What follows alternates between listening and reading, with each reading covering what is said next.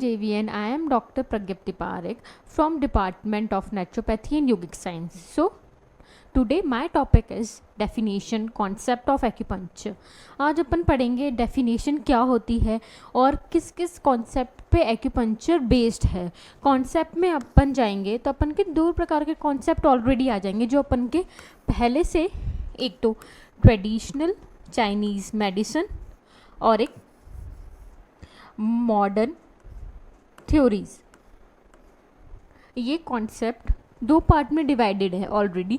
TCM जो अपन के traditional Chinese medicine होते हैं और एक ये है मॉडर्न थ्योरीज. तो अपन जानेंगे आज इस टॉपिक में अपन क्या क्या कंक्लूड कर सकते हैं. तो डेफिनेशन ऑफ एक्यूपंक्चर.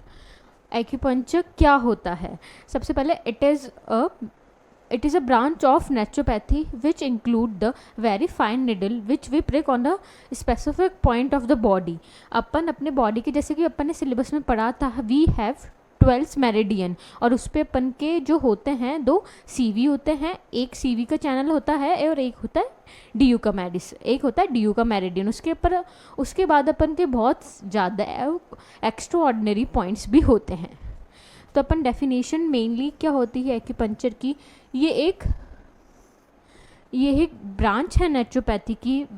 उसमें अपन एक बॉडी के स्पेसिफिक चैनल्स रन होते हैं, उस पर अपन निडल्स को प्रिक करते हैं. प्रिक करने से क्या होता है कि अपन क्या कर सकते हैं, जैसे कि अपन एक पेशेंट की डिजीज़ क्योर कर सकते हैं.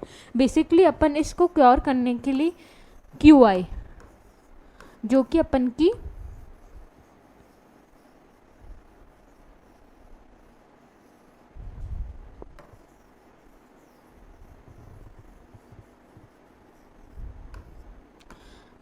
की एनर्जी लाइफलाइन होती है या अपन की प्राणिक बॉडी होती है, उससे अपन एक्यूपंक्चर को हील करते हैं, अपन उसको बैलेंस आउट करने की कोशिश करते हैं. ठीक है, अब हम पढ़ते हैं एक्यूपंक्चर की डेफिनेशन क्या है. Acupuncture as a technique for balancing the flow of energy और लाइफ फोर्स. जो अपन की लाइफ फोर्स है वो क्या है? QI. जो अपन पढ़ते हैं इसको अपन ची भी कहते हैं. ठीक है, आल्सो नोन एज ची और Q. ठीक है, ये फ्लो थ्रू पाथवे मेरिडियंस, जैसे कि अपन ने पढ़ रखे हैं. We have total 14 meridians. ठीक है, अपन के बेसिकली 12 मेरिडियंस होते हैं. उसके बाद फिर अपन के एक्स्ट्रा ऑर्डिनरी चैनल्स होते हैं. ठीक है, जो अपन रेगुलेट करते हैं बॉडी. और वो अपन कैसे रेगुलेट करते हैं? By inserting needles into the specific points along this meridian channel, है ना. तो ये अपन करते हैं मेरिडियन चैनल के along. Acupuncture practitioner believe that your energy flow with rebalance. अपन ची को बैलेंस करने के लिए एक्यूपंक्चर निडल को इंसर्ट करते हैं. अब अपन हमेशा ये आता है एक्यूपंक्चर में एक बहुत बेसिक शब्द होता है, वो होता है ची. अपन बार बार इस ची का क्यों बोलते हैं? क्योंकि प्राणिक एनर्जी लाइफ फोर्स होती है जो अपन के बॉडी में रन करते रहते हैं. इसके इम्बैलेंस के कारण ही अपन को डिजीज़ क्योज होती है. अगर ये हार्मनी में रहती है, बहुत ज़्यादा बैलेंस आउट रहती है अगर ये ची, तो अपन को कभी भी डिजीज़ नहीं हो सकती. और अगर ये इम्बैलेंस के फॉर्म में रहती है तो अपन को डिजीज़ होने के चांसेस और ज़्यादा इंक्रीज़ हो जाते हैं. ठीक है, अब अपन मेरिडियंस की बात करते हैं. तो ऐसा क्या होता है इन मेरिडियंस में जिससे कि अपन एक निडल को इंसर्ट करने के लिए वो चीप बैलेंस आउट हो जाएगी. क्योंकि जो अपन ने 14 जो अपन के चैनल पढ़े थे, 14 चैनल्स में अपन ने हमेशा पढ़ा था कि अपन के एक विसराज होते हैं.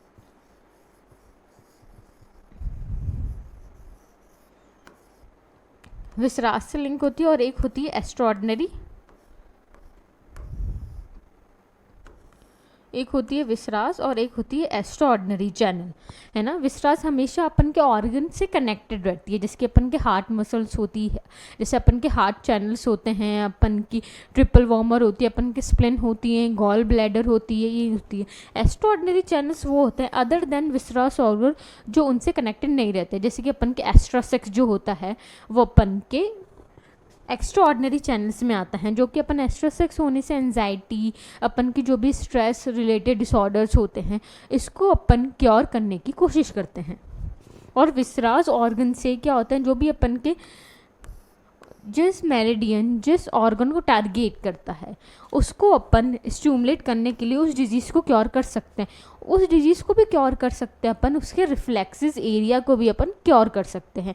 जैसे कि एक बहुत ज़्यादा सिंपल है SP6।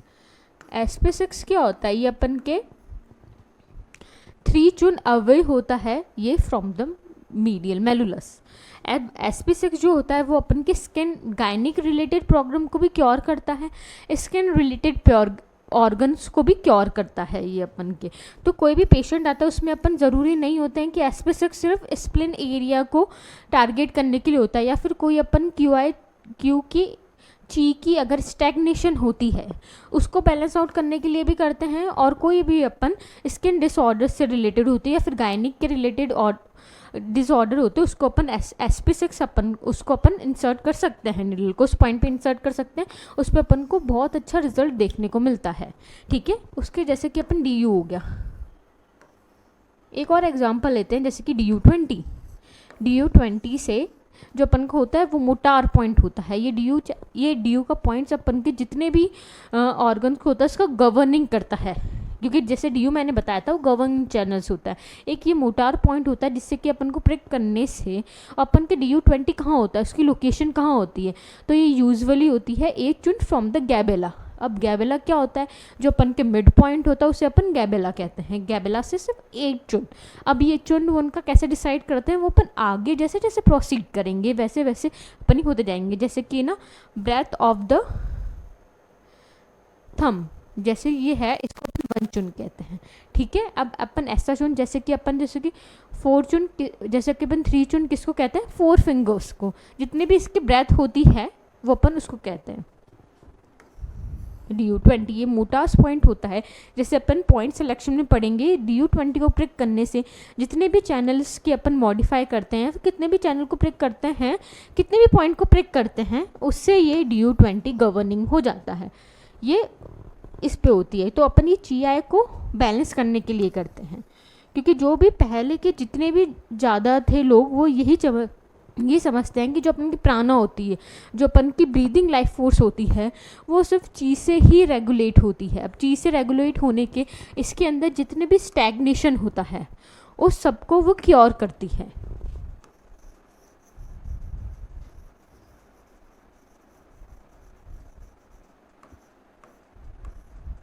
ये स्टैग्नेशन क्या होता है, स्टैग्नेशन मतलब एक जगह का ठहराव। जितना भी अपन का एक जगह रुकी हुई है अगर कोई, वो अपन एक्यूपंक्चर निडल से प्रिक करने से ये वहाँ की जितनी भी है उससे अपन पूरा का पूरा ये यहाँ से स्टैग्नेशन हट जाता है। ठीक है, जैसे कि अपन ये वाली स्लाइड जाते हैं, इस पे अपन को मेरिडियन मिलते हैं। जैसे कि अपन जितनी प्रकार की ये निडल्स होती है, जैसे कि अपन के इसमें आ गए stone needle, bone needle, bronze needle, golden needle, fire needle, silver needle, इन सब के ये निडल्स के टाइप होते हैं। ये अपन इतनी वेरी फाइन ऑफ आजकल जो भी अपन प्रिक करते हैं वो यूजुअली इस चैनल के आते हैं। अब एक निडल में भी टाइप्स होते हैं, 5 टाइप्स ऑफ निडल्स, मतलब इस निडल के ही पार्ट होते हैं 5 के। जैसे सबसे अपन पहले लिख देंगे इसका, सबसे पहले टिप, हैंडल जहाँ से अपन पकड़ते हैं, उसके बाद ये यहाँ पे आ जाता है शाफ्ट, उसके बाद ये आ जाता है अपन का टिप। ये अपन जहाँ से भी निडल को करेंगे और अपन यूजुअली हर एक पॉइंट पे अलग अलग प्रिकिंग पोजीशन होती है। जैसे कि अपन यूजुअली अगर अपन DU20 लगाएंगे तो हमेशा वो अपन स्लैंटिंग वे में लगाएंगे। जैसे कोई भी अपन अगर UB के चैनल के पॉइंट्स लगा रहे, जैसे UB23 लगा रहे, तो वो हमेशा परपेंडिकुलर इंसर्ट होंगे टू द स्किन। ठीक है, जैसे कि स्टोन निडल ली, बोन निडल ली, ब्रॉन्ज निडल ली, गोल्डन निडल ली, फायर निडल। अब फायर निडल क्या होती है, fire needle usually fire needle जैसे कि अपन ने पढ़ा था मॉक्सिबेशन, ये एक अलग टाइप ऑफ स्टिमुलेशन देने के लिए उस पॉइंट को इफेक्टिव रहता है। जैसे कि अगर अपन फायर में अगर उसको कर देंगे तो उसके ज़्यादा अपन को हीटिंग इफेक्ट्स भी मिलेंगे इसमें। अब जैसे कि सिल्वर निडल है, इसके भी जैसे मैंने बताया तो इतने टाइप्स होते हैं। ये अपन ने पढ़ा था मॉक्सिबेशन, जैसे निडल को इंसर्ट करने पे अगर अपन मॉक्सिबेशन इसके अंदर निडल के अंदर इंसर्ट कर देते हैं तो अपन को वो हीटिंग इफेक्ट भी देते हैं। ये फायर निडल का जस्ट मॉक्सिफाइड फॉर्म रहता है, ये कि अपन इससे इसको कर देते हैं। ये मॉक्सी क्योंकि पहले के इतना डेवलप नहीं होता था तो यूजुअली लोग हीट करके उस पॉइंट पे प्रिक कर देते थे, लेकिन अब क्योंकि मॉडर्निटी बनने के लिए सिविलाइजेशन जैसे जैसे होने लगा वैसे अपन ने ये मॉक्सिबेशन जो पार्ट होता है स्पेसिफिक निडल में वो भी होने लग गया। तो ये होती है, और ये अपन का जो होता है स्किन का बेसिकली ये होती है। अब अपन इसमें एक और पार्ट आता है स्टेनलेस स्टील, जो अपन आज यहाँ पे स्टेनलेस स्टील जो अपन यहाँ पे इंसर्ट करते हैं। आजकल के फॉर्म में जो अपन वैरायटी ऑफ निडल लेते हैं वो ये वाले लेते हैं। अगेन निडल जो होती है वो टाइप्स ऑफ निडल जैसे जैसे अपन का सिलेबस आगे आगे कंप्लीट होता रहेगा वैसे वैसे होती रहेगी। जैसे कि फिलीफॉर्म निडल्स भी आती है, प्रेस निडल जो कि अपन ऑर्गोथेरेपी पढ़े थे उसमें अपन स्पेसिफिक पॉइंट्स पे अपन वो प्रिक करेंगे ईयर्स पे, उसको अपन प्रेस निडल कहते हैं। जैसे फिलीफॉर्म निडल्स भी आती हैं, एक 7 ब्लॉसम निडल्स भी आती है जो अपन हमेशा एक जिंगवेल पॉइंट्स पे प्रिक करेंगे। अब जिंगवेल पॉइंट्स क्या होता है? जिंगवेल पॉइंट्स वो होते हैं जो भी अपन इमरजेंसी कंडीशन पे यूज़ करते रहते हैं, वो होता है अपन का जिंगवेल पॉइंट्स। ठीक है, एक होता है इलेक्ट्रिकल निडल्स। इलेक्ट्रिकल निडल्स ये होता है, इसको अपन इलेक्ट्रिकल स्टिमुलेशन भी कहते हैं, इसे अपन इलेक्ट्रोथेरेपी भी कहते हैं। अब इसको निडल पे प्रिक करने से क्या होगा, इस पर ये होगा कि बार बार उस पर स्टिमुलेशन भी जाया जाएगा, जिससे कि वो पॉइंट हमेशा स्टिमुलेट होता रहेगा, और वो बार बार जितना ज़्यादा स्टिमुलेट होता रहेगा उतनी जल्दी वो स्टैग्नेशन ऑफ चीज़ को वो बैलेंस करता रहेगा। अपन इससे ऐसे करते हैं। और ये जो अपन निडल प्रिक करते हैं वो यूजुअली अपन के सरफेस के यूजुअली अपन कहते हैं 0.1 to 0.5 इतने मीटर ही स्किन के अंदर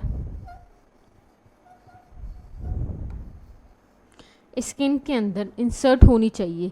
इससे ज़्यादा स्किन के अंदर इंसर्ट नहीं होनी चाहिए। और अगर अपन ने इससे ज़्यादा अगर अपन ने किसी भी नर्व्स एंडिंग को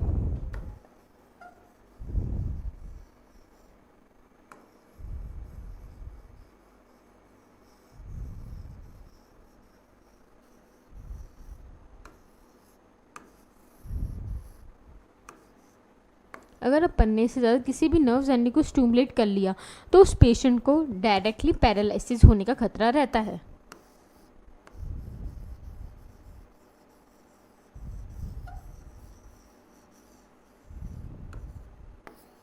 पैरालाइज होने का खतरा हो जाता है इलेक्ट्रिक स्टिमुलेशन। अब एक बात एक्यूपंक्चर में और ज़्यादा ध्यान रखते हैं अपन, जब भी यूज़ करते हैं वो हमेशा स्टरलाइज निडल होती है। अब भी अपन ने निडल को जैसे इंसर्ट किया, अगर एक एक पॉइंट पे जैसे कि अपन कोई सा भी पॉइंट हो, जैसे अपन ने DU-20 इंसर्ट किया तो वो हमेशा हॉरिजॉन्टल फॉर्म में जाएगा, और अगर अपन ने UB-23 जैसे बैक के जितने भी पॉइंट्स रहते हैं अगर अपन ने उस पर निडल किया तो हमेशा वो निडल के परपेंडिकुलर जाएगा। अब परपेंडिकुलर जाने से अपन इस पर स्टिमुलेशन अपन कनेक्ट कर देंगे। अब स्टिमुलेशन भी अपन कैसे कनेक्ट कर सकते हैं, हमेशा इस डायरेक्शन जैसे भी निडल को प्रिक करते हैं इस डायरेक्शन में ही अपन इलेक्ट्रिकल स्टिमुलेशन को कनेक्ट करते हैं। कभी भी अपन क्रॉस वे में निडल को कभी भी इंसर्ट नहीं करेंगे। कभी भी करंट ऐसे क्रॉस के फॉर्म में नहीं होना चाहिए, हमेशा से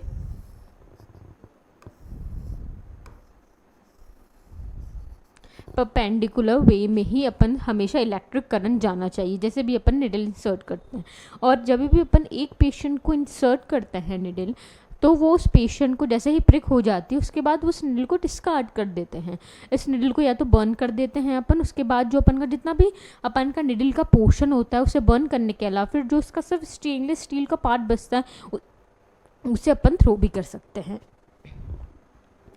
जैसे कि मैंने बताया गोल्डन निडल वगैरह ये जितने भी फॉर्म होते हैं वो इस निडल के पार्ट होते हैं। जैसे स्टोन निडल्स होते हैं, ये अपन के ब्राउन्ज निडल होते हैं, या फिर अपन के ये बोन निडल होते हैं, ये इसके अंदर एक पार्ट होता है। जैसे कि अपन ने ये डायग्राम पढ़ा है, ये डायग्राम क्या है, ये यूजुअली एक सेक्शन होता है जिसमें अपन मॉक्सा को भी अपन रख सकते हैं, या फिर इसका एक पार्ट होता है वो अपन यूजुअली ये भी पार्ट ऑफ एक्यूपंक्चर ही होता है ना। अब एक्यूपंक्चर के अलावा एक और आती है कपिंग। अब वो कपिंग क्या होती है, कपिंग यूजुअली किसी भी पेनफुल पार्ट को एक अपन कब करते हैं, वैक्यूम क्रिएट करते हैं, जिससे कि उस जो मसल स्पाज्म होता है उस रीजन पे, या फिर उस रीजन पे मसल स्पाज्म हो गया, या फिर अपन के पेन से जितने भी रिलेटेड डिसऑर्डर्स होते हैं उस पर अपन कर सकते हैं। तो आज अपन ने सिर्फ डेफिनेशन पढ़ी है, कल अपन कॉन्सेप्ट ऑफ एक्यूपंक्चर पढ़ेंगे। ठीक है JVN, नमस्ते, थैंक यू।